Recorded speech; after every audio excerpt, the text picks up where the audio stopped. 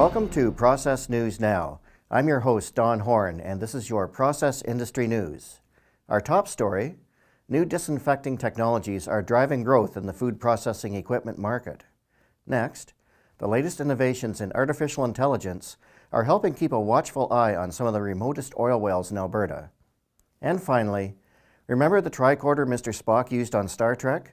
A team of UBC engineers have created a similar device to test for water contamination.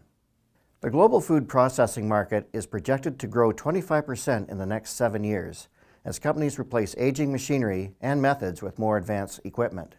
Traditionally, companies have used chemical products like chlorine and quaternary to clean and disinfect, but new hydrolyte systems can produce thousands of gallons of cleaning fluid per day, allowing for large-scale disinfection of fruit and vegetables for agricultural food processing. The new technology created by Paradigm Convergence Technologies has applications beyond the food processing sector, as hydrolyte fluids can also be used to treat existing oil or gas wells, to reduce hydrogen sulfide in sour wells, reduce maintenance problems, and disinfect fracking water used in hydraulic fracturing. Big Brother is watching, and now well sites have an unblinking eye keeping watch over operations, keeping track of the comings and goings of everyone thanks to new artificial intelligence software. Tech companies like Osprey Reach and Ambient are plugging AI software into the monitoring systems of the oil and gas sector, providing a smart solution to keep track of operations when all the humans head home. For companies like Husky, it is worth the investment. In the span of 1 year, the energy company saved an estimated $900,000 on 60 wells in Rainbow Lake, Alberta. Cryptosporidium contamination.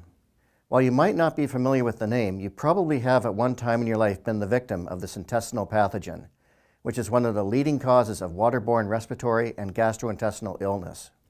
A group of University of British Columbia Okanagan engineers have developed a handheld device that can detect this biological contamination not only in real time, but at a fraction of the cost of traditional laboratory methods.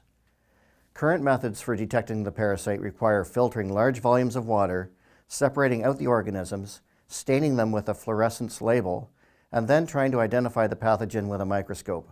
A slow, expensive process that doesn't always yield reliable results. The new handheld sensor is expected to be an industry standard in testing biological contamination in both medical and environmental applications. This is Annex Business Media's Niche TV. I'm Don Horn. See you next time.